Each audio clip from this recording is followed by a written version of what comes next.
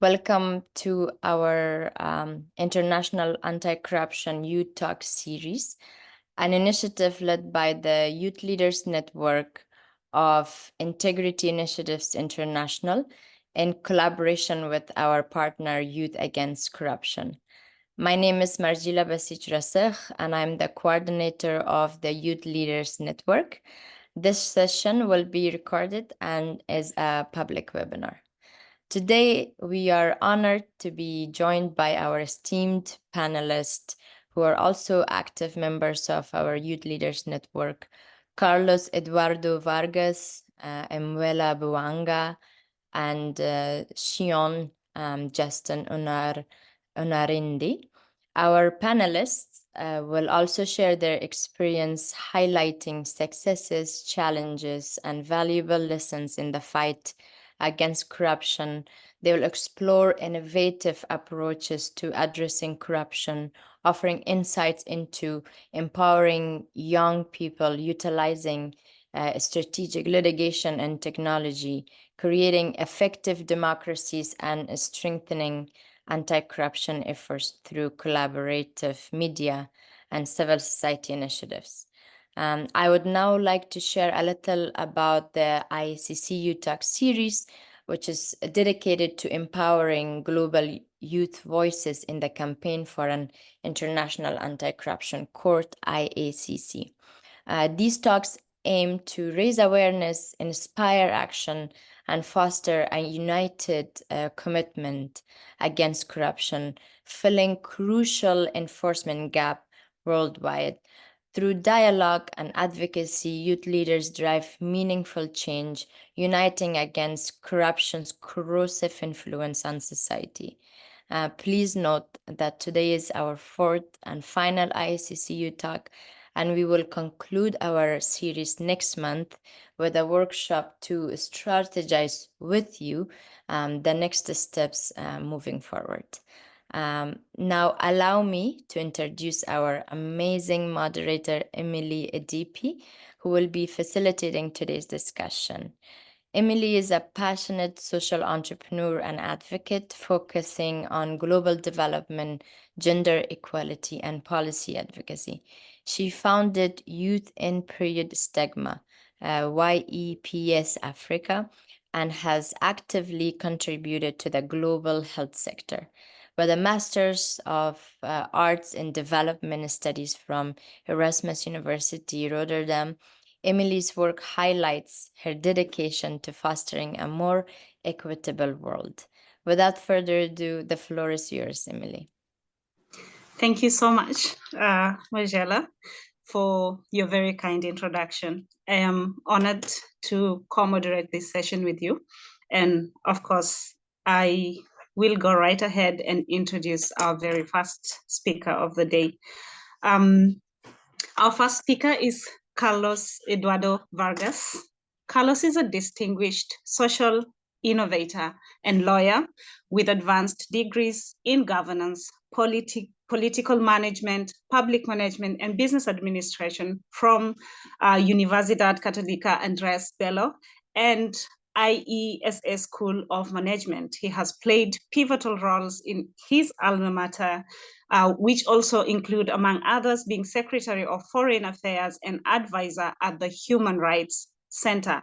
Vargas is the founder of several innovative organizations in Venezuela, including 1001 Ideas, the Inter-American Public Innovation Agency, Cultura Lyrica, and Ideas Inquiticas, which focus on social innovation, public value creation, and support for purpose-led companies. His work has gained international recognition, making him a participant and speaker at global forums and earning him titles like the Ambassador of One Young World and also a global shaper of the World Economic Forum. Carlos, you're most welcome, and the floor is open to you to share with us today. Hello, everyone. Thank you, Emily, for this amazing introduction, for these kind words. Thank you, Margila, and all the team of Integrated Initiative International. For me, it's a pleasure and truly an honor to be here with you today. And well, basically, again, I'm really honored and thankful for this opportunity, and especially sharing with the people that are joining and tuning in for this webinar. I believe well, interest, motivation, and willingness is probably the first and most important thing to take action, right? And joining in, taking time to share with us and yeah, have a shared dialogue with leaders and people from around the world will certainly help in everyone's journey and everyone's work, right? So I'm going to give you a little bit of context about myself and especially about 1001 Ideas and the work that we do. After that, I'm going to dive in a little bit into basically how can young people take action, especially regarding the IACC campaign and the fight against corruption and grand corruption, especially in general. And then finally, I'll talk a little bit about innovative solutions to the fight against corruption with some examples that we have done over the past years. Okay. Please, Emily, feel free to let me know how many time do I have left and everything, so that I don't, take time from the other panelists, which I'm very happy to share with such an amazing panel. So the first thing is, as Emily mentioned before, I come from Venezuela, from a country located north of the South Hemisphere in Latin America. And well, basically, as you may know, Venezuela have been through an ongoing crisis over the past 10 years. And we have probably sadly the worst index in terms of economic development and social and human. Actually, we're living currently a humanitarian emergency. We have numbers in terms of migration that are compared to Syria or Ukraine, but we are not in an armed conflict as these other countries are. And especially, well, in terms of institutional building, we have very little to none rule of law, separation of powers. And in terms of corruption specifically, well, in all the index, Transparency International Index, and every other World Justice Project Rule of Law Index, Venezuela sadly puts itself in the last spots of those lists, right? So that's the context where I grew up, where I've been living since I was born. And that, I think, of course, is very difficult and represents a challenge, but it's also a way to, foster resilience and create, as we are speaking in this panel, innovative ways to tackle and to take action from our end. And that's why we created 1001 Ideas in 2015. 1001 Ideas is a social innovation community where we engage young people into public, social, and political issues through creativity and innovation. And from there, we have done several spin-off or other projects that have been born throughout 1001 Ideas, as it is the Inter-American Public Innovation Agency, which I'll refer later.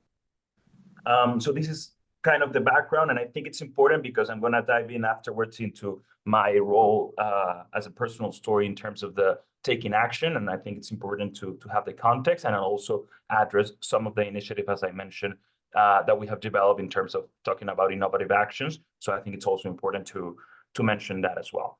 So the first thing I want to address is when it comes to taking action and how can especially youth-led initiative can work towards the IACC campaign, promoting transparency, fighting corruption. And I believe there are three key components that I think it's important for young people to have in mind. The first one is having mobilization, right? We need as young people to mobilize in terms of the causes that we believe are just and are fair and are important. And these things, this may be thought as something, obvious, but it's not. And in action, normally, it's also kind of our daily, life. So just taking the step, just knowing and understanding that we want to move forward and that we will move forward is important to what is going to happen afterwards. The second thing I think it's important is basically knowledge. Knowledge about the cause that you are going to address, and also the strategies or the tools that are around that thing that you want to address, or that topic that you want to address, or that policy that you want to influence. So if we are talking about corruption, grand corruption, we're talking about integrity, we're talking about the IACC. Well, the first thing we need to do is join into these talks, go into the workshop, understanding, reading, sharing with other people. How is it that we can actually make a change in the field of the fight against corruption, but also the strategies, as I mentioned before. Today, strategies like nonviolent struggle, the ideas of how to move forward changes, social changes through mobilization. It's really, really important. There's this amazing webpage that I've followed over the past years, which is called New Tactics in Human Rights, which I recommend. But basically the second thing I think it's important is to dive deep into what we are going to be tackling or addressing. And the final thing is, of course, innovation. I think it's important to do things differently from what we have been seeing over the past years, because things are the way they are because we have done it the way that we did. So we need to change that. And innovation, we define it in 1001 Ideas as, I'm going to say it first in Spanish and then I'm going to translate it. Ideas nuevas, útiles y exitosamente implementadas, which are new ideas that are useful and that are successfully implemented. Those three things are really, really important to do. They have to be, new, not from the, completely new, but it can be a change from something that exists. But it doesn't, it's not enough for them to be new, for them to be creative. They have to be useful for the thing that you want to accomplish. And then finally, you have to make them successfully, you have to implement them successfully, right? So those three things, mobilization, knowledge, and innovation, I think are key components to influence any type of agenda, and especially the IACC agenda in our countries and in the world. I can give you a little bit of a personal context, but I think maybe we can do it in the Q&A. As I was part of this Venezuelan student movement in 2014. I actually was injured in a peaceful protest demanding free and fair election. And I was part of these changes that happened during 2013, 14, 15. And I think that's a good example to talk about mobilization, knowledge, and creativity, but we can leave it to the Q&A to not take so much time from the other panelists. So the second thing I want to address, and as I said before, are actual innovative solutions to tackle corruption and promote integrity in our countries and in the world. As I said before, we have 1001 Ideas, but we also I've been part of I've been co-founding or be part of founding teams in other organizations, such as the Inter-American Public Innovation Agency, that basically creates bridges between civil society organizations and governments to promote public value through innovation. And with 1001 Ideas and with the IPA agency, we have done several interesting activities in the past or projects in the past that I want to share with you. And I think before I do that, just a couple of thoughts in terms of how this innovative solution actually works. As I said before, new, useful, and successfully implemented ideas. But it is also understanding and diving in a little bit deeper into what actually social innovation, political innovation, and public innovation really is. Of course, this is not a webinar to talk about that, but I do recommend for you to, if you don't know it already, research a little bit about especially public innovation in terms of corruption, but also social innovation and political innovation. It's really interesting because it creates, how can we use, for example, open collaborative system? How can we use design thinking? How can we use these type of methodologies? And of course, the power of technology. And we're going to talk about that in a bit. But especially, the paradigms of our thinking, of our model of thinking. How can we change that? How can we shift that to actually create new, useful, and successfully implemented ideas in the field of fighting corruption and promoting transparency? So the first project that I'm gonna mention is actually the one that we worked with III back in 2018, 2019, when I first met Judge Wolf and the work that III was doing. And it was called a magnifying glass report. So basically what we wanted to do was understanding how did corruption manifest in young people, in Venezuelan young people specifically. So we conducted a research. We dive into focus group, into deep interviews with young people from different backgrounds, different profiles, and we developed a report that showcased how did actually this phenomenon, this social phenomenon, manifested in young people, to try to understand, as I said before, in terms of knowledge, understand how this was why this was happening, how this was happening, and then how can we take action on that matter. And we conduct that report, and we highlighted it in a convention, 1001 Ideas convention, where actually George Wolf had a video where he presented the IACC at that point. We did some brochures. It was really fun. And then after that research, we developed a campaign based on the insights of that research, that it was called Corruption Kills.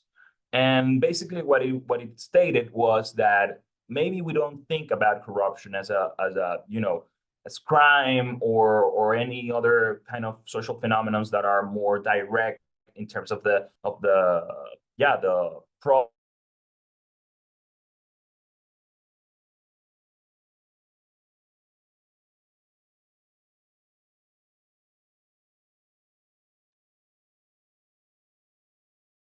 Carlos, it seems we lost you.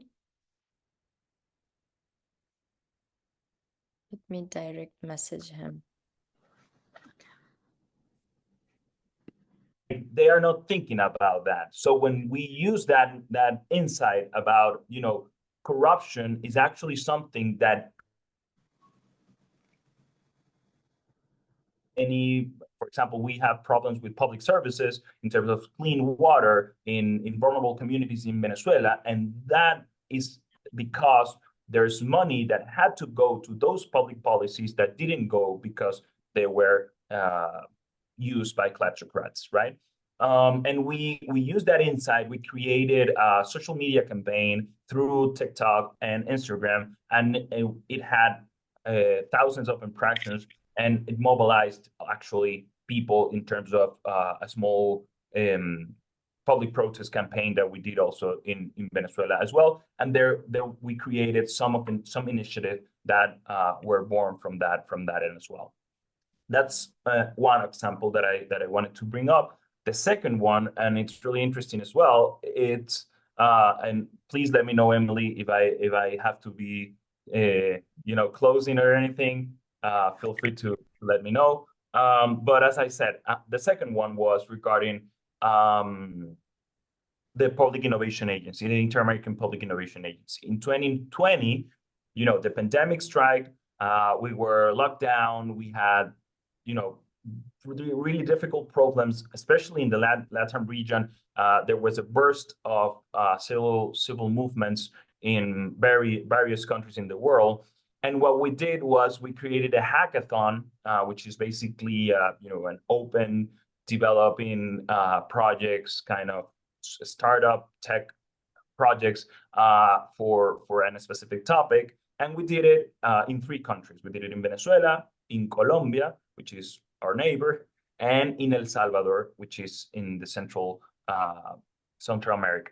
And then in El Salvador, particularly, we chose transparency as the topic for that hackathon. And we gathered civil society organizations from El Salvador, and we basically joined with a public institution.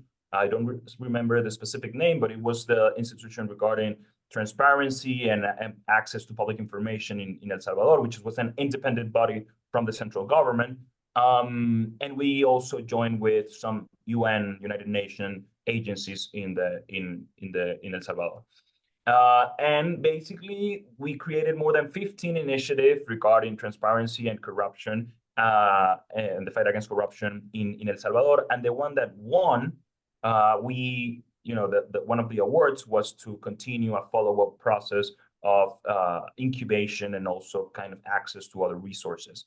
And the project that won was a digital platform that uses technology to monitor for citizens to monitor the acquisitions in that moment of COVID-19 tools or products that the government had to buy in order to use it, because the government at that point had approved a law that didn't oversee that basically gave them free power with no accountability to buy those products, but they didn't know what that money was going or where that money was going. So this digital platform was used through the institution, the government, and also with civil society accountability to check and balance those acquisitions of COVID-19 products. And it was an amazing and interesting way to join government, civil society organizations to the fight against corruption, and also power using technology for that. I'm gonna close because I know I've been quite long, but yeah, basically that. And just to sum up, first, as I said before, in order to take action and influence any type of agenda, especially the IACC agenda, we can do it through mobilization, through knowledge, and through innovation. And when it comes to innovative ideas, dive a little bit deeper into what social public political innovation means, and use and think about how can technology, how can open paradigms work towards this goal. I'm more than happy to answer questions in the Q&A. Thank you again for this opportunity, and back to you, Emily. Thank you so much, Carlos, for this very insightful sharing and for the amazing work that you are doing in Venezuela with young people. And of course, also with what it does to contribute to the work of the IACC. Thank you so much. Our next speaker, I will introduce Mwila Crisedi Bwanga. With 8 years in leadership and governance across Africa, is celebrated for his contributions as a social entrepreneur, governance expert, and the executive director of Be Relevant Africa. His education background in politics and international relations from the University of Lusaka complements his experience as a former student union president, national youth delegate, and contender in Zambia's 2021 general elections, marking him as a distinguished young leader. Mwila's belief is proactive, credible leadership as the solution to societal changes has driven his efforts to inspire and develop leadership across various sectors. Mwila, the floor is yours, and we look forward to hearing from you. Thank you.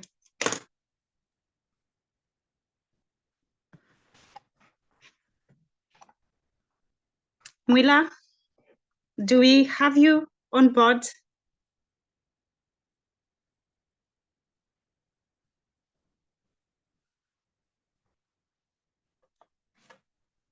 We can see you, Mwila, but not hear you. But can you hear me now? Yes. Yeah. All right, great. Thank you so very much. But I would love to just congratulate Lucas for a profound presentation that he just gave. Hearing him speak just shows the extent to which so many young people around the world are gathering their effort, are gathering their expertise, and they are gathering that which they have at their disposal in order for them to champion a world that is corruption-free, in order for them to champion a world where governance institutions are anchored on perfect grounds in order for us to be able to curb this issue called corruption. But to be able to also, cement on what, the former speaker also established, I would love to talk on the subject, the need for us to establish a democracy that delivers. I'm sure that many of us that are listening to me right now, you will agree with me that democracy is definitely on the decline. I've been privileged to speak in all the 3 summits for democracy. I spoke alongside Secretary of State Antony Blinken in the first Summit for Democracy. I spoke alongside the president in my country in the second Summit for Democracy when Zambia co-hosted with the other countries.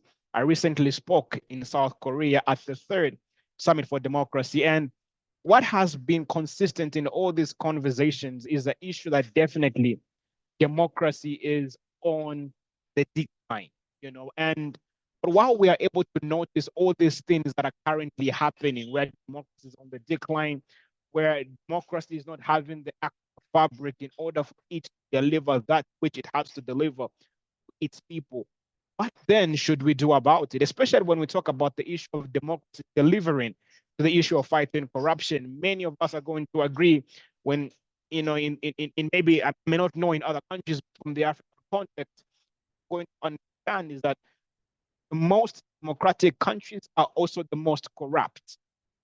You get to see so many countries who that they hold a brand of democracy, but at the same time, they entertain a brand of corruption. We have reached a point in certain countries across the continent where corruption has become so mainstream that it has become a part of our political rhetoric. You're going to hear, certain political elites even make statements such as, you cannot run a country without corruption. You cannot run a system without corruption.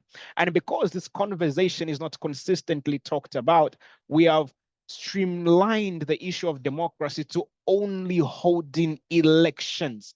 So when it comes to strengthening institutions, that is not a topic that we normally get to have, because the actual institutions are weak to be able to curb the very fabric of corruption.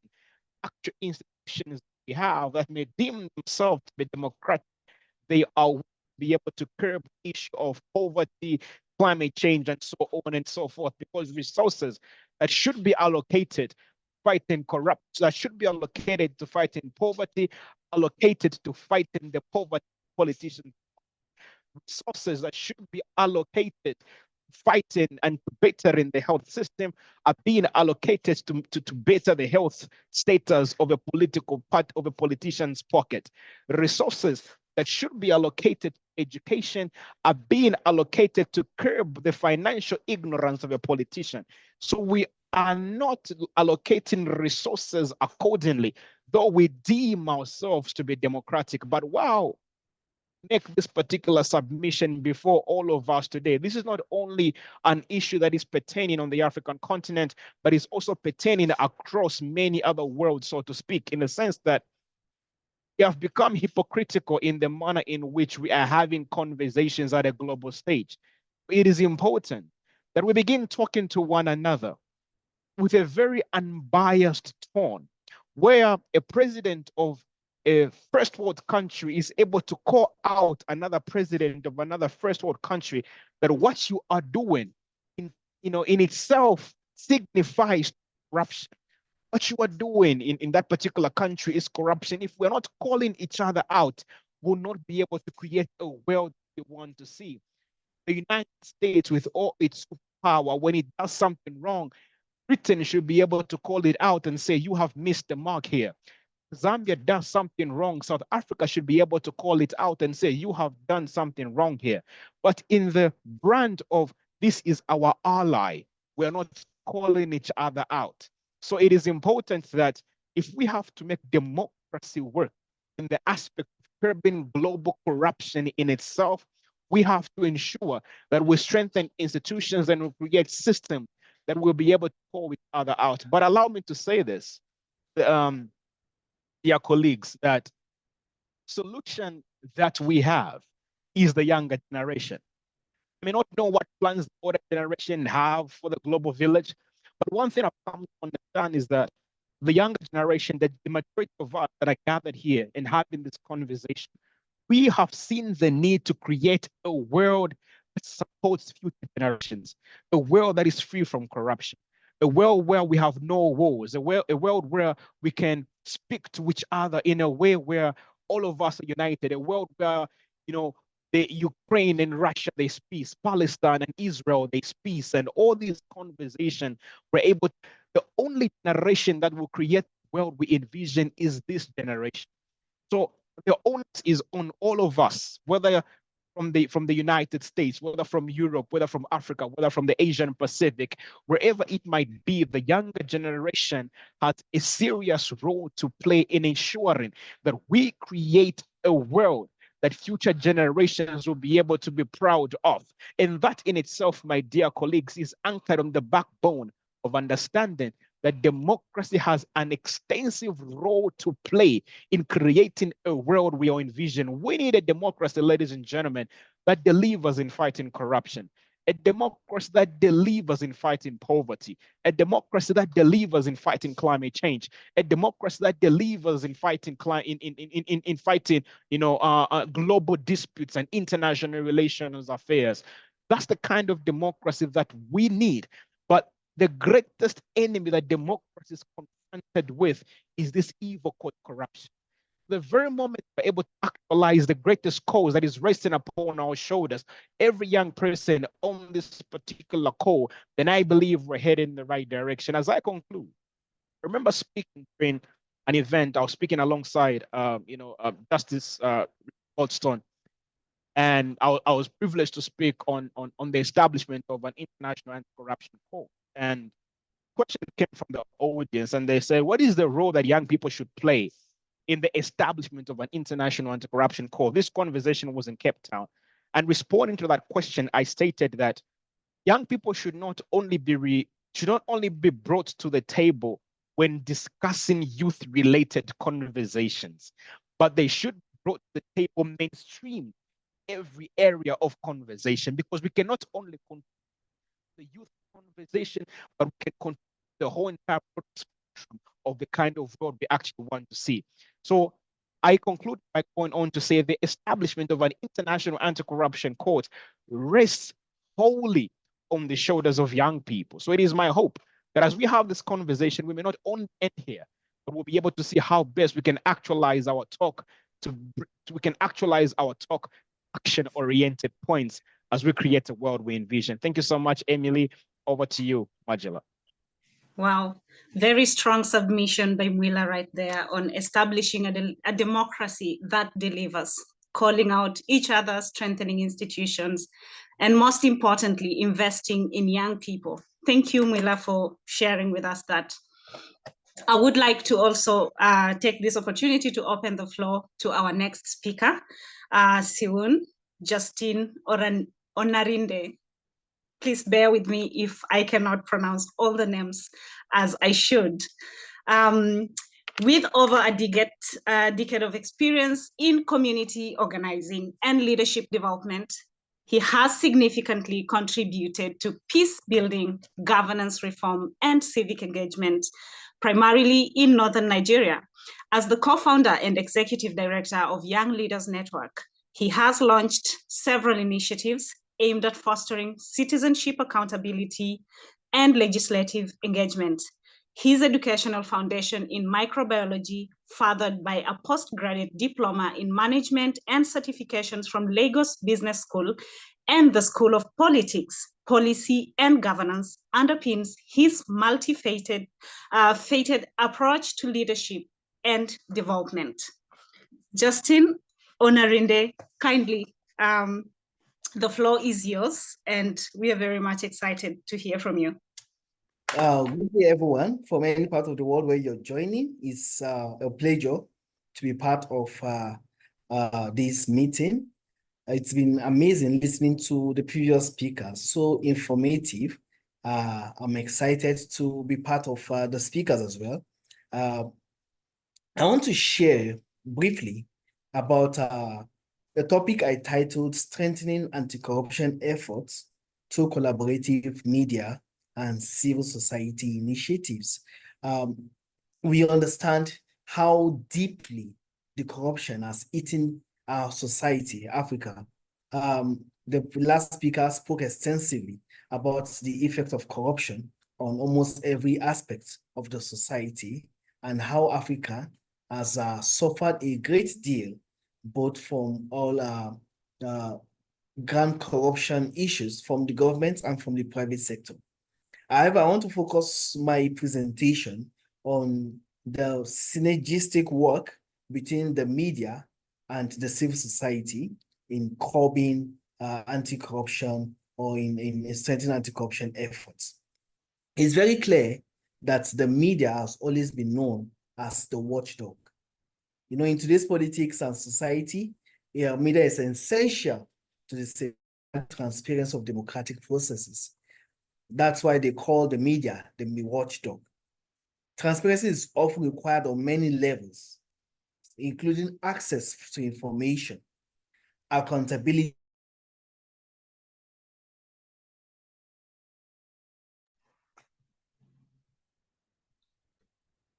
Soon, we are losing you a bit.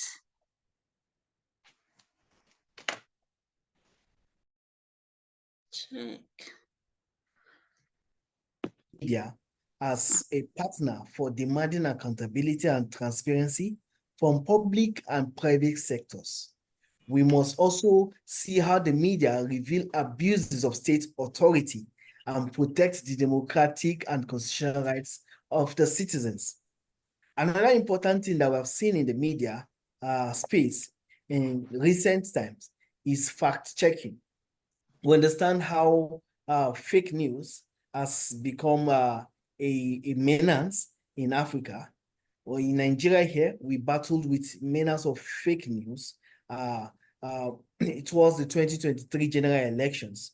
But what we have seen is the innovation in the media space, where fact-checking of statements of public officials, interviewing of public figures, even challenging them to public debates and so on, have become the practice in the media space. So the media, including the social media, has an important role in the fight against corruption, as it can demand accountability and transparency from public and private sectors. And I also say that media provides information on what is happening within the sector. And information is very, very important for any campaign against corruption. We're glad as an organization to be part of the movements that advocated for the adoption, for the development of the Freedom of Information Act 2011. And we've also been very, very instrumental as an organization to deepen the understanding of this act, of this law, to Nigerians, to the civil service, civil servants, and even to private sector. We've equipped young people on how they can use the Freedom of Information Act to demand for information from elected officials, because we believe that information is very, very significant. So if we must look at this critically, and the media has done so much in helping to bring public institutions to public scrutiny in a bid to fight against corruption. We are much familiar about the Cash for Justice investigation series in Ghana, where the media was instrumental in bringing about several initiatives, several investigations that exposed corruption in the public space. If you see what I'm sharing with you, these are one of the impacts of that investigation, where we saw the government sacking the state attorney who was implicated in the Cash for Justice documentary. You know, several other things. One of the biggest spectacular cases of corruption that was exposed in Nigeria by the Nigerian media is the Malabu oil scam that was amounting to about $1.1 billion. So this scam involving the former Attorney General and Minister of Justice of the Federation of Nigeria, Mohammed Adoke. The relentless coverage of the issue by the media made it possible to cover up the case. And after 4 years on intensive and tracking of these issues, on 11th November 2019, Mr. Adoke was finally arrested by Interpol, the United Arab Emirates. But of course, that is one segment. We expect judiciary to also do their work. And because of some of the poor challenging work we experience with the judiciary, the man was freed after just about 5 weeks of being investigated.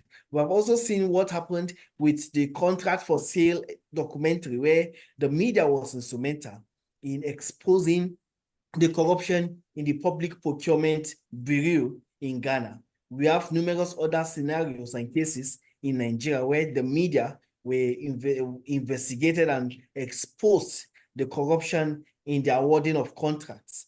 You know, this is one of the things that happened in Ghana, a report from Ghana, where the president has had to sack the chief executive officer of the Public Procurement Authority, you know, because of allegations from media.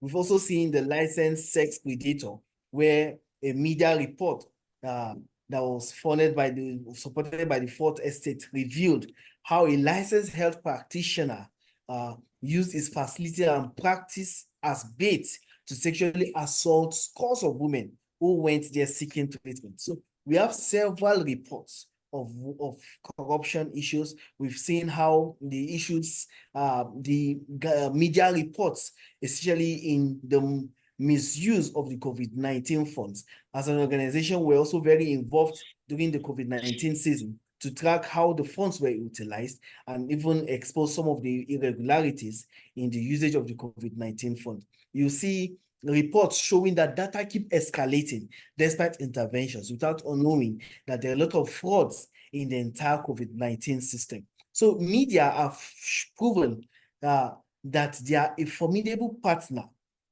in any fight against corruption. Today, we are seeing a digital revolution in the fight against corruption, where the use of digital tools by journalists has played a tremendous role in helping the media platform its watchdog role. We have seen how Nigerian journalists has come to reach seasons of intensive coverage, you know, and communicating the dangers of corruption through insights, analysis, and impactful visualization. Many of us in the last 6 weeks must have followed what the Center for Investigative Journalism had to bring up in respect to scandal in the in the Nigerian Customs Service. So this is very, very important. We also need to understand that the civil society play a very, very significant role in the fight against corruption. And we've seen civil society who have deepened grassroots our involvement in the fight against corruption with initiatives that raise awareness, that educate the public on their rights and the impact of corruption. We have seen how civil society organizations empower the citizens to act against corruption. You know, CSOs, we have done a lot, excuse me, in even advocating and lobbying. Excuse me, please. We have advocated and lobbied for stronger coordination in the fight against corruption. We have fought in the legislations that Nigerian and other countries, other governments have keyed into that made the fight against corruption easier. For instance, our work in ensuring that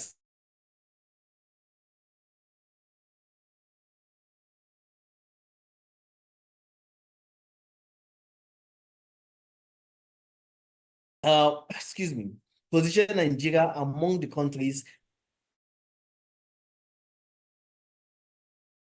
Of course, the OGP, signing into the OGP, that is Open Government Partnership, has did much in empowering the citizens to understand what is happening in government and even demand for accountability from their government. One of the recent work we did was with the Bauchi State government. Last year in November, Bauchi State government finally keyed into the Open Government Partnership. And with the engagement we're doing, government is becoming more and more visible to the people. So these are some of the interventions. We also have a role to play in the capacity building. So we have been working to strengthen the capacities of both institutions of government, media, and individuals to fight corruption. We have organized trainings on ethical standards, on anti-corruption practices, on we have empowered journalists with skills for investigation. Thank God for what the body as a civil society organization has done, coming up with different platforms for the citizens to track their projects by the government. We have trained a number of journalists with some of those tracking tools. And we're seeing a lot of revelation coming out, which have provided information for the citizens to understand what their government is doing and how they can hold government officials accountable. Civil society organizations have created platforms. We have facilitated dialogues between government, private sector, and public to discuss and develop strategies to combat corruption. Organizations also have a role in legal assistance because we understand that the fight against corruption can be very deadly. We know a number of journalists that have been put behind bars. We know a number of journalists that cannot come to the public because of threat on their lives. But we also understand how civil society organizations have played different roles in helping to seek justice for them. I remember recently in last year during the elections, one of investigative journalists in Bauchi State that was imprisoned. We understand how civil society organizations rallied around, lobbying, using different means, legal assistance to get the journalists out. So these are some of the roles that civil society organizations have continued to play. Now back to my presentation. There is need for collaboration between the civil society organizations and the media. And this is because of some of the limiting situations in the fight against corruption. One of those challenges has to do with access to information. Like I said earlier, information is very, very important to the fight against corruption. Constraint media freedom, the closing civic space, has become one of the big challenges. And that's why synergistic effort is necessary for us to strengthen effort against corruption. They also talk about lack of adequate funding as a big challenge. So government and institutions, in some instances, they deliberately withhold crucial information. That is what we're familiar with. And that's why we need to work together with the media to ensure that we strengthen the access to information. We also strengthen, we fight against the closing of civic space by the government. We've seen in the last few years, government have continued to bring up some legislations in a bid to tighten how civil society organizations operate, as well as to bring a clamp to media freedom. So it's a collaborative effort between the civil society organizations and the media that can counter some of these evil forces that we've experienced from the government side. What are the different initiatives for collaboration between the civil society and media? One of those areas is joint investigation. We need to see civil society and the media coming together for joint investigation. We've done that in the past and we've seen it work. We've partnered now with civil society organizations to expose the corruption in the education sector. We've partnered with media spaces, with journalists to conduct investigation on the state of schools across the different local governments. And the revelation of these reports has brought governments to intervene in those lines and also expose the wrong, the corrupt practices from some of the government officials in this line. So one of the most direct ways for media and civil society to collaborate is by conducting joint investigation into corrupt practices. CSOs have on the ground information and a deep understanding of the local context. We have them, while media entities have the platforms and the resources to disseminate these findings widely and rapidly. This collaboration means that together they can uncover and document corruption cases more effectively. The collaboration also means we can partner in a place of data sharing and analysis. We have seen that happening, and we believe that these best practices can be multiplied in different parts of the world. Media organizations can benefit from the detailed report and data collected by civil society organizations. As civil society organizations, we do a lot of monitoring evaluation to look at the different interventions of government and even some of the things that we do. We conduct baseline surveys, we conduct midline surveys, endline surveys to look at change of situations. So there are a lot of data we can share with media agents. So media agents can benefit from these detailed reports and data we have collected, and they can use that to conduct extensive research on governance and accountability and share this data to the public for engagement. We can also partner for awareness campaign. Like I mentioned, the media have the platforms. Civil society, we have the information, and we also have the grassroots connection. So we need to seek collaborative campaign to raise public awareness about corruption, to leverage the strengths of both CSOs and media.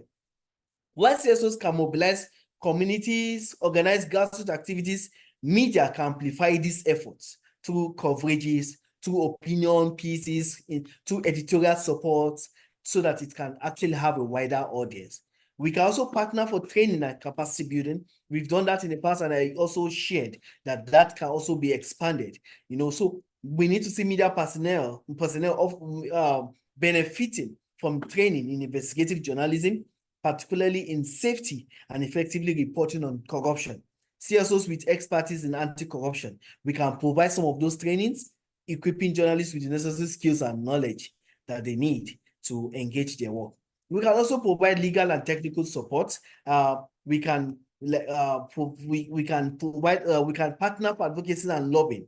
Like we've seen how we've partnered together to advocate against, to repeal some of the wrong laws, some of the laws that are clamping down on the media space. We can also have partnership for public forums and discussions, in respect to that. As I round up, I will talk about some of the action points. And some of the action points I'm sharing are extracted from a discussion and recommendation from experts and stakeholders at the 30th Anti-Corruption Situation Room that was held last year in Federal Capital Territory, Abuja. One of the action points that we can partner with is one, establishment of joint investigation desks. So part of the action point that the stakeholders agreed in that meeting is that there is need to a partnership between the media and CSOs to have a powerful action point in the fight against corruption and for promoting transparency and accountability. So joint investigative desks can be established so that media organizations that have experienced journalists with investigative skills can partner with civil society organizations that can provide subject matter expertise, even data, so that can work effectively. Another recommendation from that particular stakeholders forum is a need for capacity building for journalists. This involves strengthening the skills, knowledge, resources of journalists, and we believe if that is done, it can enhance the ability to uncover, to report, and even combat corruption effectively. Another area of action, another action point is prioritization of advocacy and enlightenment initiatives. We've done that in the past, and we can do that we can partner to ensure that we bring the government and even the private sector to prioritize some of these advocacy and enlightenment initiatives for the people in the community to understand what is happening and also understand the procedures they can use to hold government and even any community group accountable. We also have an action point that requires campaigning for creation of specialized anti-corruption courts and international anti-corruption court. This meeting is also one of the products of the campaign for the creation of special anti-corruption courts, and we are hoping that advocacies, collaborations will continue until these anti-corruption courts are finally established. We've had the Youth Talk, we've had conversations around the International Anti-Corruption Courts. We're hoping that that will become a reality shortly. And there is also the action point to campaign for judicial reforms to strengthen and restore dignity in the justice system. We've seen civil society organizations working collaboratively in that line. As I round up, collaboration between the civil society and the government and the media cannot be overemphasized, because these two play a very significant role, in the fight against corruption. So we must see the governments, we must see the civil society organizations, we must see the media. When I say these three groups forms the state and the non-state actors working collaboratively together to fight corruption. Thank you. Very powerful insights right there by Justin Onarinde. Thank you very much for that submission. Thank you for highlighting things that are very important, especially in our times, which amongst all that you have mentioned is the crucial role of the media, and noting that it's a low-hanging fruit, especially for young people, and also highlighting the importance of collaborative efforts between the media and the civil society in this effort, which I strongly believe is something that the IACC is also looking very keenly to embrace in a bid to advocate for its work. So once again, thank you very much for that very detailed submission. At this particular moment, we will move to our first set of priority questions for our speakers. And the first questions will still go in our very order. I will pose it to Carlos. And this is under policy influence. Carlos, given the amazing work that you have done in your several initiatives in Venezuela, we would like to know, in your opinion, how can the IACC impact youth-led initiatives to influence policy changes or contribute to formulation of anti-corruption legislation, both at national and global levels? And also, in addition to that, what strategies are youth leaders like yourself using to scale up your anti-corruption initiatives, also both at your geographical, both geographically, but also in terms of influence? Carlos. Thank you, Ellie, for those questions. Yes, so the first one regarding how can the IACC help or be involved with youth-led initiative in terms of promoting new legislations or even changing or transforming the context of the countries where these young people are currently living. I believe, as I said it before, these three components are really important to address corruption or the fight against corruption as a topic. As I said before, mobilization, knowledge, and innovation. But I also think it is important to know that when the IACC will take place in a short future, I hope this will change the structure of the countries, right? And these will also be felt by civil society organizations, by movements, ground movements, community organizations as well. And these will also impact young people, and especially those young people that are involved or that are part of promotion of transparency initiative or fight against corruption projects, activities, and so forth. These will help in terms of it will have more political support for addressing these challenges, addressing these changes, but it will also give a network of opportunities, tools, and access to even resources and any type of advantages in order for them to take more effective action into what they're doing. So definitely the implementation of an IACC will help youth-led initiative to influence local activities and national projects. But it will also allow a global agenda to be set in terms of more changes, more just as one of the speakers mentioned, a corruption-free, world effort in terms of it will align, it will create a global network that will help these things to happen. And of course, in terms of young people and young people working in promotion of transparency and the fight against corruption, it will also help and allow this to happen.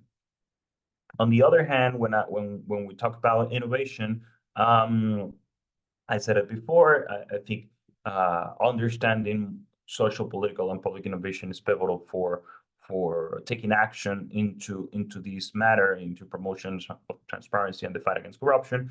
And I said also some tools that are interesting in terms of how to take action. I mentioned design thinking, which I think it's an important paradigm to change the way we create, we develop, we design projects. I think the boom of entrepreneurship over the past 20 years have been really important, and using those tools to address political, social, public change, I think it's the way to go. Because you know, we tend to think it as more kind of a startup, kind of a social business kind of approach, which is fine and it's really important. But there's also a huge, you know, approach or a huge field that it hasn't been tackled so like broader than the one that I mentioned before. And we're talking about public entrepreneurs, we're talking about intra-entrepreneurship in public institutions, we're talking about you know, political entrepreneurs, we're talking about that type of terminologies, that type of paradigms, again, are not sufficiently, you know, developed just yet, or I think it is that way. So I believe that's going to represent a change over the coming years, I believe. And there is also, of course, the power of technology. I didn't address it quite, you know, quite deep into my first presentation, but of course, the power of technology right now changes completely, you know, what we think about taking action, and especially or specifically in these terms, the fight against corruption and the promotion of transparency. I'm actually pursuing or looking to pursue a second master's degree in computational analysis and public policy, because I do think that technology, not only what, you know, the boom of AI right now, or even blockchain a couple of years ago, but technology in general, the new technologies, what we call the fourth industrial revolution technologies, had limitless applications to fight corruption and to promote transparency, right? Open data, big data, as I said before, blockchain, AI, but also, you know, virtual reality. We can talk even about quantum computing, any type of there are around 12 or 13 new technologies that emerge into the fourth industrial revolution. And I believe all of them have a possibility to be linked with the fight against corruption and the promotion of transparency, especially blockchain. I think it's really interesting as a decentralized ledger. I think it could have amazing applications. In the Inter-American Public Innovation Agency, we conducted a research of migration and blockchain. Like how can blockchain help Venezuelan migrants in the future? And I think it would be interesting, for example, to research a little bit about, and probably there is a lot of research about the topic, like how to use blockchain to promote more transparent governments in the world, right? So yeah, I will stop there. I think it's interesting to see it that way. And yeah, back to you, Emily. Thank you so much for that submission, Carlos. Obviously, as you did mention, technology knows no boundaries. And in this very innovative world that we currently live in, technology can be that language that unites us in as far as fighting corruption is concerned. Thank you so much. I would like to give, there are a couple of hands up at this particular moment. Before I move to the question for our next speaker, I would like to give an opportunity to Samuel and Elijah, who had raised their hands up earlier, to ask their questions. Drea, you could help and kindly unmute them. Yes, can they raise their hand again so I can easily find them? Sure. Samuel and Elijah, if you are still on the call, kindly. Should be able to ask the question now. Samuel, I think you're up now. Feel free to ask your question. Thank you very much. Good evening, good morning, good afternoon to everyone, depending on where you are. Is everyone hearing me? Am I audible enough? Yes. We can hear you, Samuel. Okay. My name is Samuel Kaiwa again. I work for Students for Global Democracy Uganda as a project officer, human rights and civic space. I'm so privileged to be part of these discussions from way back they started, and I think the direction that we are taking is really credible and good for all of us. I wanted to respond. It's not my submission is not really a question, but it's kind of I'm just complimenting on the previous speaker. I've forgotten the name, from Nigeria, where I talked about strengthening anti-corruption efforts through collaborative means with the media and the civil society. I must say that I'm privileged to have worked both in the media as a journalist and as well as in the civil society organization. Sometimes it pains me when we talk about corruption, and the first thing that comes to our minds is government institutions and civil servants and all that. But again, we forget the problem of corruption among us people in the civil society organization. You know, we have a common saying that charity begins at home. If we are fighting corruption, I believe we need also to check our own backyard and see how we are doing in terms of fighting corruption. I'll just give you a little background. When I left mainstream media in 2014, I went into communications consultancy, and I worked mainly with non-government organizations. And I will tell you that it was so painful that getting a contract to do some work in an NGO, the amount of money you have to pay in kickbacks, it was so, it was so bad. It would, you can hardly get any contract within a civil society organization to do some work without giving kickbacks. And at some point, I asked myself, where do civil society organizations get the moral authority to question and governments when it comes to fighting corruption, when it is worse in their own backyard? So from that point onwards, I realized that unless we also, people in the civil society space also fight corruption, do something about this, I think sometimes we are just sounding so hypocritical. When you talk about corruption, sometimes we think of the grand corruption in these government institutions.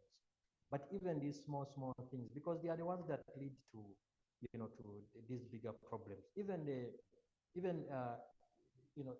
efforts we talk about, engaging young people in fighting corruption. If they, because these are the actor like grassroots. So if young people go into these kind of institutions and they see the way things are done, it's going to be very difficult for them even to fight it at the grand stage.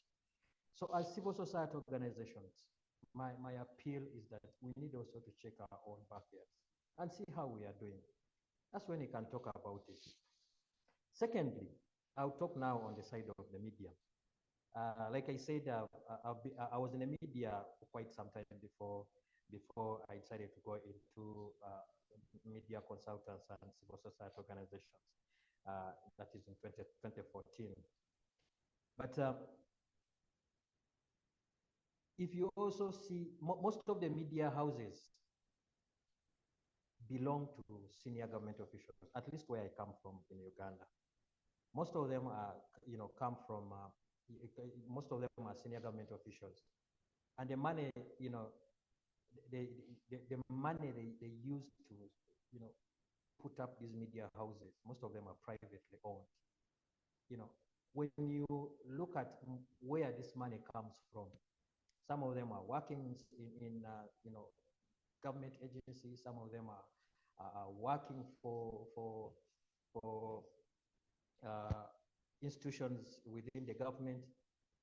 But you question, this is a civil servant and is setting up a multi-million, dollar facility. Where are they getting this money? But at the end of the day, that's where you're employed as a media person, and you can't question that. Recently, there was a campaign that was running on Twitter, on X, formerly Twitter, and it was called Uganda Parliamentary Exhibition. And we are talking about corruption at a grand stage, that is the Parliament of Uganda, where the Speaker and the Deputy are implicated. But Parliament, I'm a former member of the Parliamentary Press Association, but everyone was asking questions. This exhibition was started by somebody, people on Twitter space. But where have, the journalists who cover Parliament, where have they been all along? How come these kind of things have not come up through them? And some of us now who have left the media landscape, when you start seeing things differently. Some of us, when we started analyzing some of these things, we realized that most of these journalists who are working at Parliament are either compromised or some of them fear for their jobs. So that's the challenge that we face, both at the media level and at the civil society organizations. So we need to look at all these aspects and see how can we, help people, maneuver through. How can, as a journalist, because you are supposed to keep government in check, are you doing your work? If you are compromised or if you fear for your job, what else can be done? Thank you so much, Emily. Thank you, Samuel, for your contribution and attached question as well. I guess the questions you're posing are very critical as well. And hopefully it's something that we all, as young people that are working towards advocating for anti-corruption, can take into account. But Sheba is saying thank you to all the panelists. So her concern is as regards to collaboration against corruption. She says, I started an advocacy on accountability and transparency related to the government. The only solution had included working with the civil society and media outlets. But so far, I feel pushed aside and nothing from their energy is encouraging a fast result. Some have even stopped along the way in fear that they will lose their jobs. As a young social worker or volunteer who is neither in the space of the civil society and journalism, how can one fit into the action plan to fight for accountability and transparency? This is an open question to all our speakers. All right, so let me step in. Starting from the second to the last speaker, Kaiwa, Students for Global Development. Your observation is well noted. Corruption doesn't have, is not only residing in a particular niche. You find corrupt practices in different facets of human endeavors. And anywhere we have humans and we have a community, there is need to put in place all anti-corruption measures and mechanisms. Likewise, the civil society organizations, even the media group, also need to be investigated as well. So it's very, very noted. We need to ensure that we're able to have a clean house.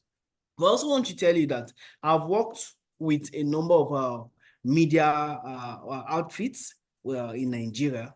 And I can tell you that for some of the media organizations who are into investigative journalism, one of the things that we try to do is to ensure that our cupboard is clean.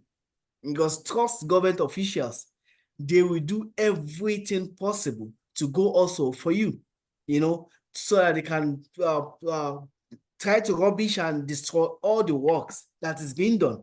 So it is an encouragement to all media outfits and civil society organizations that make sure that you also put in place the right mechanisms for transparency and accountability, and put in place a system that reduces or that mitigates every corrupt practices within your organization.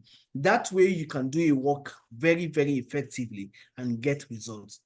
Back to what Bathsheba said, I'm excited that Bathsheba is doing an amazing work in the community. So there is also, you understand that there is, I spoke about the revolution of the media space, telling you that the media engagement is shifting from the traditional media that we used to know to even young people setting up their own media outfits that doesn't even have office spaces and works online, that works virtually. We have numerous media outfits, media organizations that are not like the traditional one that we are used to, because if you check, there is a trend that is happening, not just in Africa, but globally. Major media outfits belongs to the big governments, belongs to the big politicians who want to drive their agenda, because they understand that anyone who controls the communication tower detects the conversation. So they want to detect the conversations, and they are now buying over, setting up big media companies. So, but young people have found a voice in the independent media, and you see young people on X, formerly Twitter, you see young people using Instagram, young people using their LinkedIn to share their thoughts, to also get attention. And trust me, the new media outfit is more potent and viral than the traditional media outfit. You see, like when young people, the media outfit that I know in Nigeria, the moment there's an investigative work that gets on Twitter, before you know it, within 2 hours, you see hundreds of thousands of people following the matter. How do you get that done with the traditional media, especially when you don't have the resources to finance, right? Or to finance or to sponsor your reports on those media outfits. So for you, Bathsheba, you can also explore the new media, explore the social media space. Also, find organizations, like we worked together with you. I remember that time when you experienced those challenges, working with you made it easier. So you can also look for like-minded, passionate, youth-focused organizations that can help you drive your initiatives and drive your passion. Well said, Seun. Bathsheba, I believe that answers your question. We will proceed now to our next question, which I will address to our second speaker, Mr. Mwila. And this will come in two different... To interrupt, Mwola just texted that he had to head to an emergency meeting, so we'll carry on with Shion and Carlos. Thanks, Emily. Okay. Thank you for the heads up. The question is then in order for Seun. Cultural and societal impact. This question comes to you, Seun, especially seeing that your work contributes to consolidated democracy and cultural assimilation in northern Nigeria, and of course, the rest of Africa as well. In what ways have your anti-corruption initiatives influenced societal attitudes and cultural norms around grand corruption? For example, you highlighted vividly how the media is handled in Nigeria. And also, secondly, in what ways do you as a young leader engage your peers and the broader community to raise awareness about the impacts of corruption? Over to you, Seun. All right, thank you very much for that question. Yeah, we've been working in the for almost over a decade in northern part of Nigeria, strengthening youth leadership, as well as organizing the communities against corruption movements by both the private and the public sector. My team and I in Young Leaders Network, we've done a lot in educating the community, youth, women, again about corruption, its effects, importance of accountability and transparency in mechanisms within the community and within the government. We understand that corruption can be minimized or mitigated when there is a good level of participation of the citizens, as well as proper engagement by the public sector. That means that we wanted to see a top-down and down-up approach to collaborative governance. If that is put in place, it's easy to fight corruption. It's easy to kick out corruption from the system. So our work has been contributing to both citizens' engagements by the public institutions, as well as citizens' participation in public in governance. So we also, in the last few years, we have equipped a lot of young people from rural part of Nigeria in over, I can't recall the number, but it's over 15,000 that I know that we have engaged in as anti-corruption advocates, as to track practices that are questionable in their society and government. And no wonder when the Open Government Partnership came up, we were instrumental in driving it. And our organization, our office, has continued to serve as the secretariat for the Open Alliance movement in Bauchi State. So in line with all of those things, what we are trying to do is to shaping people's to equip the citizens on the various ways they can fight corruption. They can also hold their government accountable. For instance, in the last few years, we have developed over 30 community scorecards. This we did together with the community. The community developed these scorecards so that they can use it to ask for accountability from their government officials.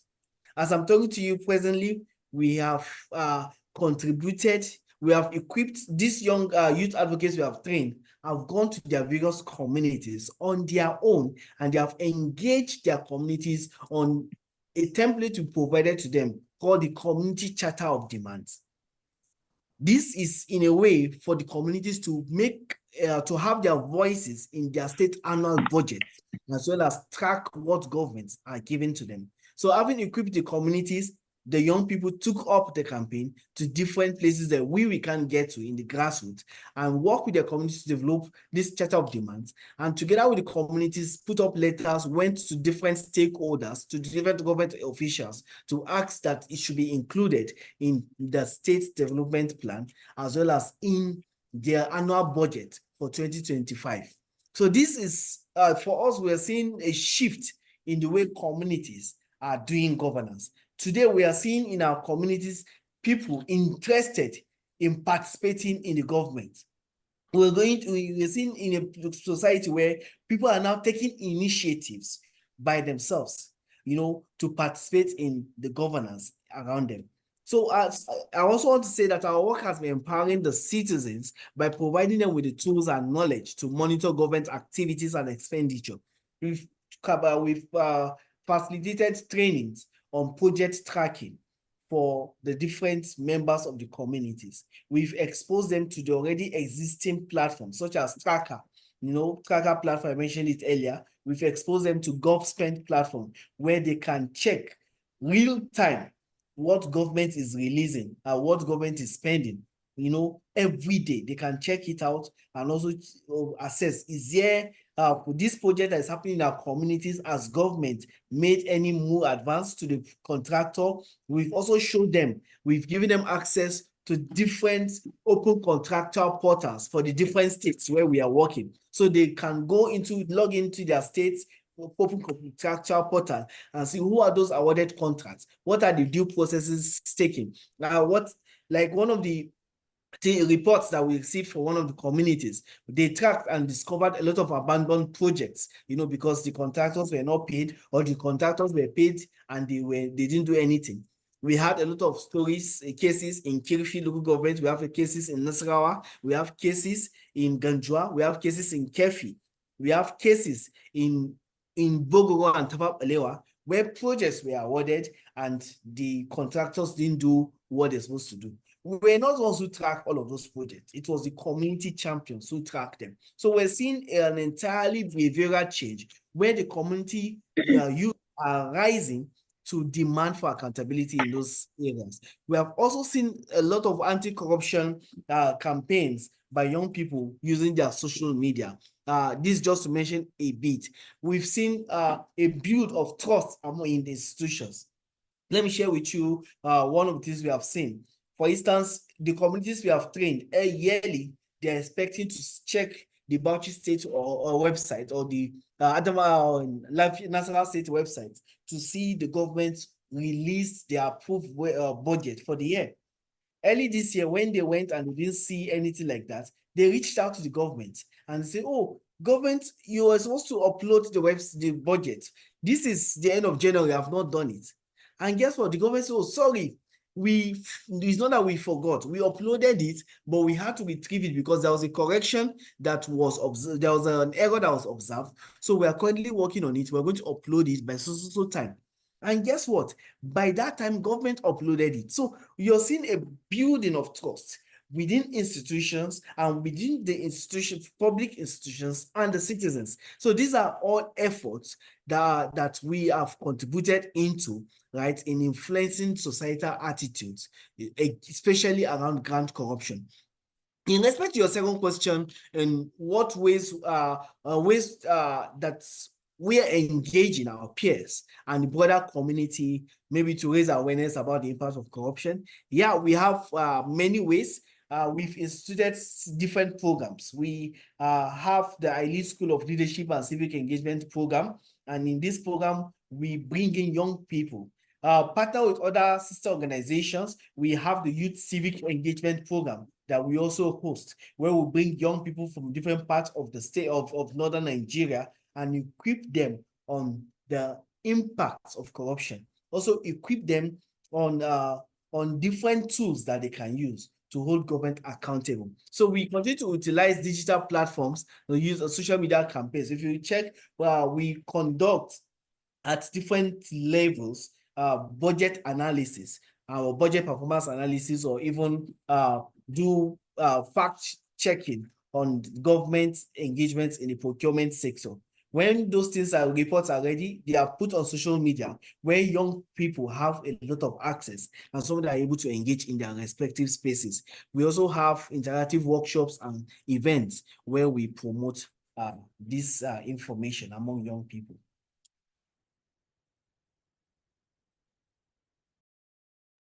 Amazing work you are doing, Sion, with the young people, with the community in general. I must commend you for that, and we definitely encourage you to carry on. I believe it's work that will go a great way in helping IACC in its advocacy work as well. So thank you so much. Now we have John, who had raised his hand earlier, but I see he has also dropped his question in the chat box. John, would you like to ask the question yourself, or I can go ahead and read it? I see you're still adding more. If you'd like to ask it, kindly proceed. Yeah, can you hear me? Loud and clear. Good, thank you. Let me commend you guys for these excellent initiatives that you guys are all working with. It's nice listening to all of you, and I'm really impressed. Johnny Kubaja is my name. I work with the African Union Commission. We have worked on issues on anti-corruption. My question we see is to hear from the youth perspective on how this international anti-corruption court will make a difference from the usual traditional approach that has been in place for over the years, particularly in Africa, where there is no much difference. So what people like me would like to hear is the difference that this international anti-corruption court will make, and at the same time will not be subjected to the type of criticism being levied against the International Criminal Court, of just being caught that is there for only developing and powerless countries, mostly in the Africa. So these are the type of things that one will want to hear. What will this court bring? What will be the difference? And what will be the strategies for us to be able to mobilize and, in favor of this type of initiative, that it will be globally accepted, and at the same time, it will have that type of international status like the International Criminal Court. Thank you. Wow, thank you very much for that submission, John. The question goes to our two remaining speakers, Carlos and Seyun. Yes, maybe I can start, and then Sean can definitely add on also his perspective. Well, thank you first, John, for the question. I think it's spot on, and well, basically entails what we have discussed so far about the role of youth into the IACC agenda, more than even promoting transparency as and fight corruption as a general topic. And definitely the establishment of an IACC will change the status quo, right? Would definitely bring to the table a new conversation, a new narrative that young people can be part of in order to make change into what the society of tomorrow will look like. Especially, as you mentioned, also for developing countries such as Venezuela, that faces these challenges in a more critical way. The establishment of the IACC will represent an opportunity, a beacon of opportunity and hope for these countries to build stronger institutions, and with these institutions be able to transform the foundations and the policies that rule the countries. So I think it will definitely represent, as a general perspective, a new paradigm, such as the establishment of international courts in the past. And when it comes specifically for young people, as I mentioned in the previous question, I think it will allow young people to have stronger support, to have more tools, to be able to access to different resources, and to come up with new strategies that are going to be more effective, more successful, to build a better society in the future. It will represent what we can call a strategic ally to the vision of a more just, equitable, and sustainable society in the future. Amazing. Thank you so much, Carlos. John, I hope that does answer your question. And now we would like to also hear from Seyun. All right. Thank you very much, Carlos, for adding to that question. We understand that the establishment of the International Anti-Corruption Court, of course, it could potentially transform the narrative around the fight against corruption, particularly, like John said, in developing countries, because of some key elements I think is going to be introducing to global and local anti-corruption frameworks. I particularly, we've been talking about the ICC, and a lot of debates have been ongoing about the ineffectiveness of the ICC. However, I strongly believe that the proposal for the setting of an international anti-corruption court is going to provide a means to prosecute, high-level corruption cases, especially that the ones that are beyond jurisdictions. And some of the provisions or of this particular court could help to shaping even the framework for fighting corruption locally. So you see countries like Ghana, maybe Kenya, countries like Uganda, Nigeria, can pick some clue from the existence of this court, to strengthen the national law enforcement strategy. And then we also understand that it will help to support national institutions. That's one thing I also believe.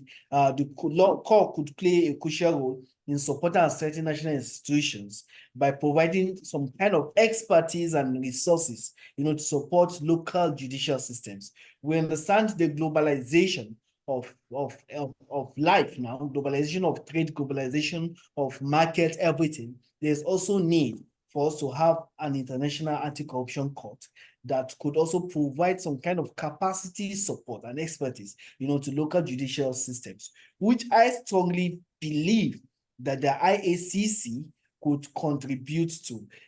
Then we've also been seeing a lot of struggles, within countries trying to handle corruption issues, grand corruption at international levels. Nigeria have been, if you check the Nigerian space, you will see the battle between the Nigerian government and the Binance, the authority, the leadership of Binance, So, but when we have the International Anti-Corruption Court, it could provide a framework where Nigerians and Nigeria and Binance can easily tackle some of the issues that have come in between them.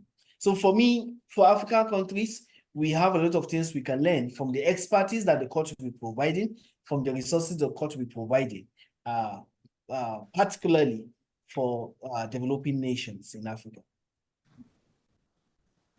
Thank you, Seun, for your contribution to that question as well. I see in the comment section, Rebecca, John has another question on the chat box. I don't know if that has been responded to, because he didn't ask it when he spoke.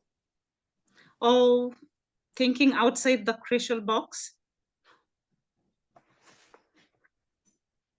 Would you want to respond to that, Seun, before I proceed to Rebecca? Okay, so I will need to check it. I just saw it, but I need to go through it. Okay, maybe we can let's go to Rebecca. We might come back to that. Back to that. Thank you. Rebecca, you have shared very important information in as far as this meeting is concerned. And we really thank you for that. If you would not mind, kindly take on the floor and share with us a little more about that. I'm sure our audience would love to hear from you. Thank you so much, Emily, and it's a pleasure to be with you all. I'm sorry that I joined a little bit late, as I was actually coming over from another meeting about said civil society conference. I'm not sure if I have the capacity to turn on video. I wouldn't mind. But I mentioned in the chat that in less than 2 weeks' time, actually, the UN will hold its annual civil society conference. However, this year is quite different. This year has been hailed as a once-in-a-generation opportunity for impact on the United Nations system, because this civil society conference is geared towards the Summit of the Future. And there are several documents that member states have been contributing to, including a Pact for the Future, that are echoed and responded to by civil society. And unfortunately, in the zero draft of the Pact for the Future, as well as the zero draft of a Declaration for Future Generations and a Global Digital Compact, corruption and justice issues more generally were pretty absent. And so civil society has taken on the pen with a People's Pact for the Future and is trying to rectify that imbalance. And in Nairobi in 2 weeks, one of the major outcomes, in addition to this People's Pact for the Future, will be quote unquote impact coalitions. And one of them has been, one of these rare slots has been given to the International Anti-Corruption Court. And the modalities of participation are still being worked out. We hope that it will be hybrid and that we'll be able to share information with everybody here and with the broader community. And there is also a separate impact coalition that I am co-convening. Well, like I said, I'm supporting the convocation of the first with Ian Lynch and others. And then there is an impact coalition on international justice institutions more broadly, which will look at some of the themes that Sean brought up and some of the comments that I wrote in the chat about complementarity and cooperation, not just being a vertical endeavor between states and international institutions, or states and regional institutions, but also horizontal among global institutions, including a new IACC and existing institutions like the ICJ and the ICC. And diagonally between regional institutions and the ICC. And I had the great pleasure of taking part in the drafting committee retreat in Hamburg, Germany, a couple of weeks ago, and I'm working on the core crimes elements of the IACC Foundational Treaty. If anybody is interested in that, please let me know. I'd be more than happy to have some young people involved, in addition to the eminences who are leading the effort. And then just lastly, Sean, I'm really glad to hear your comments on the ICC in particular. I coincidentally had the pleasure of serving in chambers in the presidency under the Nigerian president, Chile Eboe Asoji. And it is really wonderful to hear the support for international justice institutions on the continent. So I hope that answered your question, Emily. I apologize for being a little bit verbose, but please, anybody come at me in the comments and I'll put my contact information in the chat. Absolutely not. Thank you so much for sharing that. I'm very sure we were all dying to hear more about that. And for our audience, there is also a link that Rebecca's added in the comment section, as well as her contact information. Please feel free to reach out and see as much as possible how we can work collaboratively in our efforts to fight corruption. I will proceed. Seun, you seemed really interested in responding to John's second question. If you are ready, I would give you the floor. If not yet, I can proceed to our last questions. All right, sorry, John, I just observed that John just, it's not a question, it was more or less like a contribution. He says thinking outside the box is critical, that we have been using the media, CSOs, and other related traditional strategies, but the weak nature of state institutions not helping others. Individuals are powerful than state institutions. Lawmakers make law are the one allocating resources to anti-corruption institutions. So the anti-corruption institutions are the mercy of the political leaders. In response to this comment, I would just want to add that I personally believe that for us to have a system where corruption is reduced to the barest minimum, three things must be put in place. One, we need a very active and engaged citizens who knows their rights and understand how to hold government accountable. Number two, we need strong policy environment to put in place the right frameworks for engaging the government, to engage anybody, to hold people accountable, to prosecute all offenders. We need a proper legal policy system to ensure that that works. And thirdly, we need to invest in also the people themselves who become the public institutions, who become leaders in the different sectors. So those three must be addressed. And if all of those three are addressed, we will not have a situation where individuals become too strong over a system, but rather we have a system where the people are checked and there is effectiveness. Thank you. Thank you very much, Seun, for those very crucial additions to that. At this particular juncture, I would like to also pose a question to both of you and Carlos. We are now looking at the future of anti-corruption efforts. You both are doing amazing stuff in your communities with young people, with governments and the civil society organization, as well as the media, as you have presented earlier. But what emerging technologies or global trends do you see as pivotal in the continued fight against corruption? And how are these shaping the strategies of youth-led anti-corruption initiatives? And secondly, in the wake of the IACC, what new directions or innovations do you see as promising in the fight against corruption in years to come? Either of you can take the floor. Carlos, if you're ready, or Seun. Yeah, I can definitely contribute on this. Thank you, Emily. I think I introduced the topic earlier when we discussed the emerging technologies of the fourth industrial revolution. I have to say in terms of like a bit of context there, because I've mentioned fourth industrial revolution as it is something that everybody should know about and not necessarily. So this is a term that was first brought up by the World Economic Forum in 2014 by a book of the founder of the World Economic Forum, Mr. Klaus Schwab.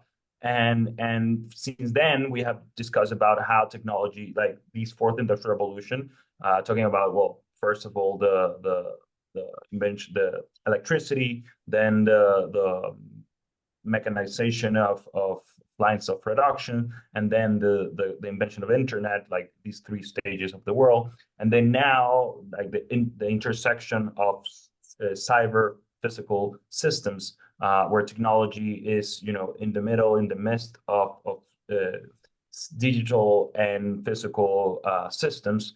And since that paradigm emerged, we have been identifying more than, as I said before, 12 or 13 new emerging technologies that goes, I mentioned some of them earlier, that goes from quantum computing, blockchain, artificial intelligence, virtual reality, augmented reality, geoengineering, neurotechnology, biotechnology, Internet of Things, 3D manufacturing, those type of new technologies. And that context is important because I think there has to be a lot of research into how those technologies can now be linked with, let's say, sustainable development topics, right? Including transparency and corruption, and including the promotion of transparency. This is something that as I said before as well, I'm really interested about over the past 4 to 5 years. And I think when it comes to technology, just as a top of mind, because again, I haven't read any research about it, and I have done it. I don't conduct myself any type of research as well. So, but I do believe blockchain, as I mentioned before, sounds like the obvious kind of technology, because it is a decentralized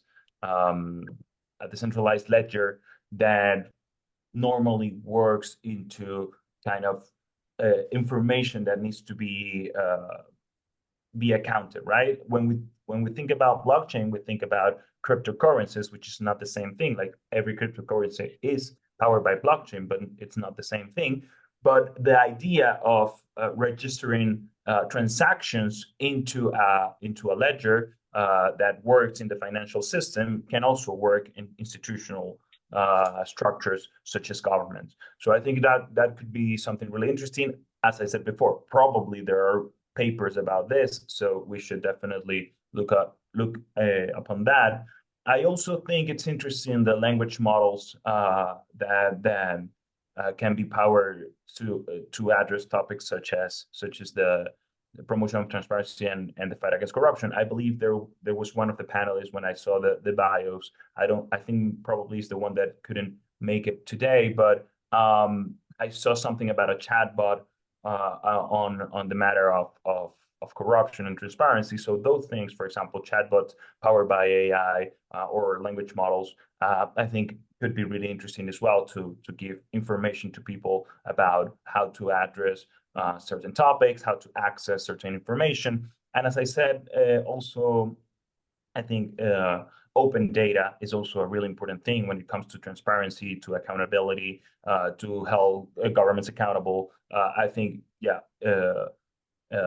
open data is also a really important tool to be able to monitor what is happening with transactions, with government operations, and so forth. So I'll stick with those three for the time: blockchain, language models or AI, and then also open data. Amazing, very insightful and powerful contributions, Carlos. Seun, do you have something to say in regards to this question? Yes, let me add to what Carlos has said. Carlos has spoken extensively, and it's so good to hear him in that line. When we talk about future trends in the fight against corruption, we look at the future to be dominated by technology, one. Two, the future is the world of the future is a world that is very connected, well connected, right? Then we also see a lot of emphasis around issues around gender sensitivity. I strongly feel that, believe that any innovation that will come into the fight against corruption in the future must invest in one, technology, and we're in the season of open data, we're in the season of artificial intelligence, in the season of Internet of Things. And at this level, we must not only bring up innovation approaches that raises awareness, but we must also look at how we improve in the technology that detects and even punishes corruption and even stops them. Like what Carlos said about the blockchain transparency. That will become a big challenge that we need to start investing on how to provide all the necessary technology to prevent corruption that goes through those models. So we need to start thinking around artificial intelligence. We need to look at issues around e-governance, because the government will also be connected with technology. Then we must look at collaboration. Like I said, the world of the future is well connected. So we need to see international and intercontinental collaborations happening. And also we need to start thinking around frameworks that considers gender sensitivity in the fight against corruption. Amazing. Amazing. Very powerful submissions by you both on this question. We are running out of time. We have about 7 minutes to close. But if you do not mind, I would like to pose one very last question, and hopefully you can both contribute to it in that short period of time and allow us time to wrap up. And this is in relation to sustaining momentum. When we talk in relation to the IACC, what approaches are youth initiatives taking to ensure the sustainability of their anti-corruption efforts and maintaining momentum over the long period? You have mentioned important things like collaboration and all that. We would like to see and also to hear from you what you think in relation to this. Again, the floor is open to both of you. Carlos, if you're ready, Seun, you can go right ahead.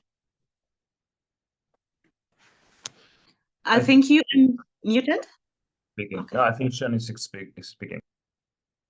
All right, thank you. So as an organization, one of the strategy that we engage to ensure sustainability of our work, especially around anti-corruption initiatives, is to ensure that we buy community ownership.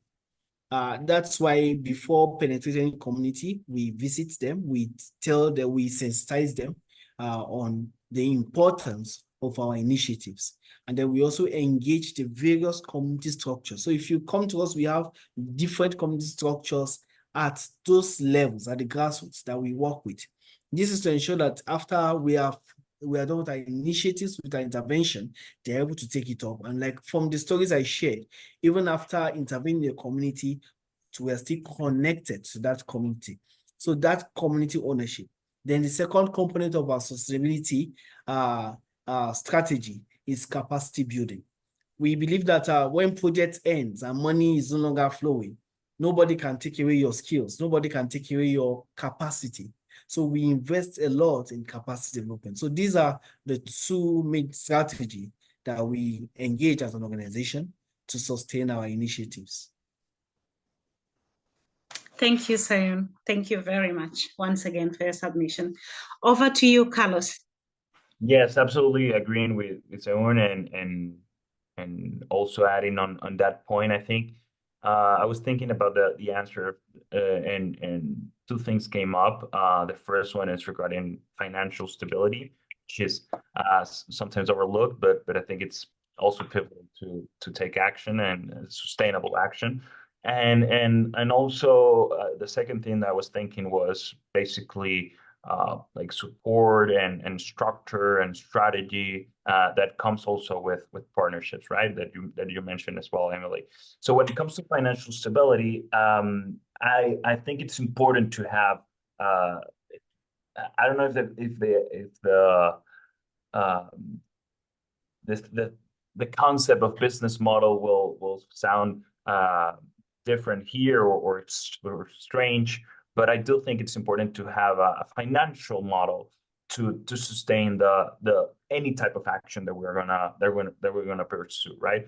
And if we're having maybe a civil society organization that we co-founded, or a movement, social community movement, we need to understand how this money is going to come in and how it's money going to be spent. And, if we're talking especially about corruption, how that structure goes. And it is not easy, especially for young people when we're starting this process. So I think having that in mind, and also, again, talking about knowledge, trying to understand and research and investigate about how to create a financial structure for our project, establishing a budget, how access to resources, if it's going to be funded by private donors, if it's going to be funded by international organization, if it's going to create some sort of product or service to sustain the financial model. I think we should take time to think about these questions. And then on the other hand, when it comes to structure and strategy and also partnership, I think it's also important to understand how this thing is going, how this action, how this project, how this initiative is going to be structured. We're going to be a horizontal structure that it's a trend right now, but how that actually is going to work, who it's going to be coordinating what are responsibilities, indicators, key performance indicators, what are our objectives, our activities, our timeline, those type of things that goes from structure to strategy are also kind of maybe overlooked because we want to, just go there and do what young people do best, that are, just taking a stand and raising their voice, which is, again, pivotal and important. But if it not come with a good financial model, a good structure, a good strategy, it will probably have more rate of failure in the long term, right? So I think that's also important. And what you mentioned, Emily, of course, partnerships, strategic partnerships are pivotal for us to sustain our work, not only in those things that I mentioned before, but also just, support networks are important as well. We, as young people right now, we have an international pandemic also in terms of mental health issues that often, are part of our lives, especially for young people: anxiety, stress, and these topics are really difficult. We're challenging with normally kleptocrats are not the kind of people that let you just swipe in and do the changes, right? Probably there are, well, here in my country we have living it since I was, since I remember, political persecution, human rights violation, and those things affects you as well. So support groups, are really important for you to understand that you're not alone, that this is a fight that we do together, and that together we will definitely in the future make a victory. Thank you very much, Carlos, for that closing submission. And thank you very much to all of you, our speakers for the day, Carlos, Suen, and Mila, who was unable to stay with us till the end. But thank you very much for your valuable contribution to this particular segment of the IACC Youth Talk Series. I would like now to hand over the floor to Majela, to wrap up the session. Thank you. Thank you, Millie. Since we are running out of time, I'm grateful for graciously how you have led us throughout the session. Emily, thank you so much. Carlos, Sean, Emuela, who is not here with us today, but right now, but you all are the embodiment of what resiliency and bravery looks like, and as well as a promise of hope, right? And the fact that you're keeping at it despite all the challenges ahead and continuously thinking innovatively to fight corruption, while absolutely keeping the collaboration amongst the different sector. That's something that we all can practice in our work. So I truly appreciate your dedication in fight against corruption.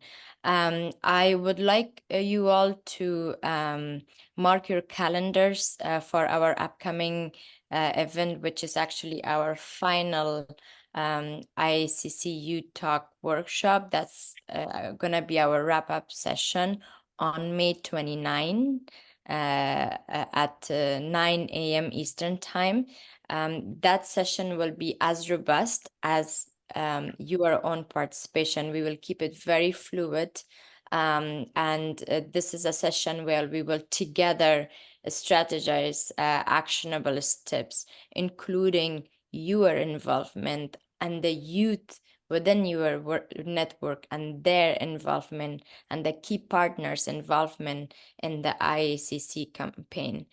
So definitely be on a lookout for an email from me with more details about this event. And if any one of you would like to stay in touch for a follow-up conversation with our panelists, feel free to reach out to me via email. Thank you so much to our audience for their active participation, and shout out to Rebecca for a spontaneous comment, and appreciate your work, and hopefully we'll see you soon next month. Take care.